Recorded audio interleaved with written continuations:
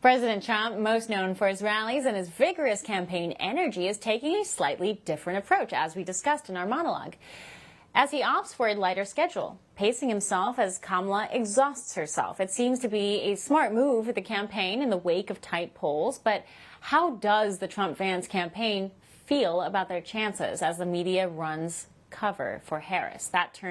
For that, we turn to our own national correspondent, Dan Baldwin, who has attended more rallies than he can probably count at this point. Dan, it's good to have you back. It's good to see you, Chanel, as always. What is your take on Trump's campaign scheduling right now and some of the other side criticizing him and saying that this is very odd of Trump to have to be sitting back and not be pushing such a rigorous schedule?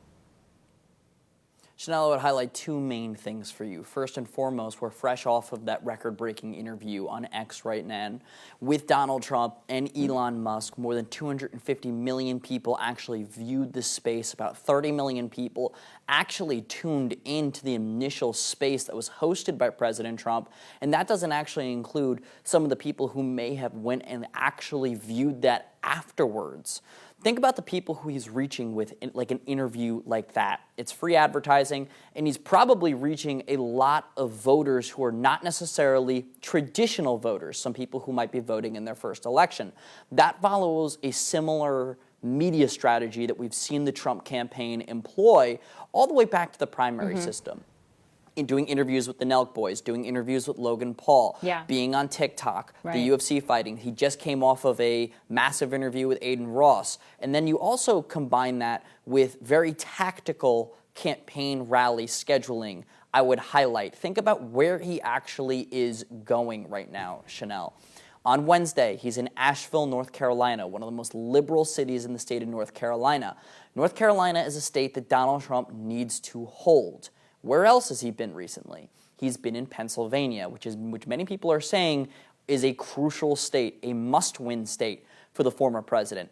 Where else has he been recently? Atlanta, Georgia. And when you look at those three states, if you add up the electoral votes in North Carolina, in Georgia, and Pennsylvania, if the map breaks the same way it did in 2020, Chanel, like it might in 2024, if Trump collects those three states, boom, he is at 270, and he is the 47th president of the United States.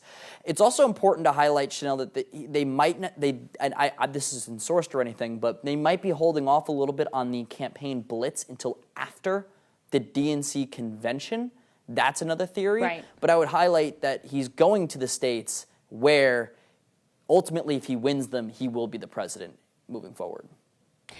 Yeah, they seem to be shorter range, but more strategically targeted, hits and places that he is appearing. And I also, in my monologue earlier, I was talking about, I think that there's a lot to do. There is a lot to do with this theory that there's a need to make sure that the American people have as much airtime with Kamala Harris as possible. The more she talks, the more Trump will ostensibly perform better. But so far, she's only been sticking with scripts. Do you think she'll actually sit down with any media between now and November?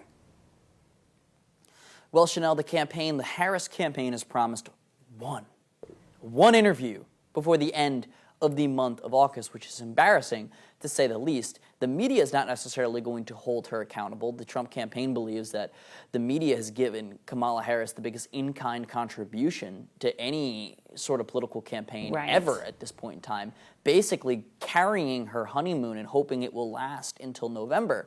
So you have to ask yourself what the Trump campaign is doing. It's not their job to basically force the Harris team to go off script and do interviews and hold press conferences.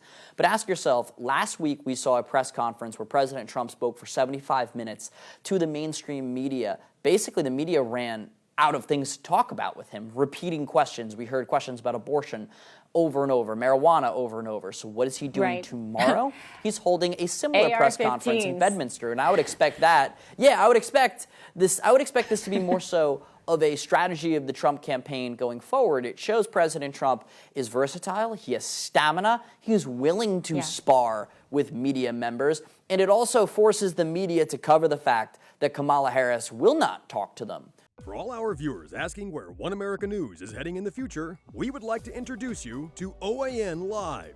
OAN Live is the best way to stay up to date on all of the hard-hitting, straight-shooting, national and international headlines. And the best part is, OAN Live is only $4.99 per month. All the credible, honest, unbiased reporting One America News offers at a fraction of the cost of cable. Just go to OANN.com to easily sign up for OAN Live and stay informed.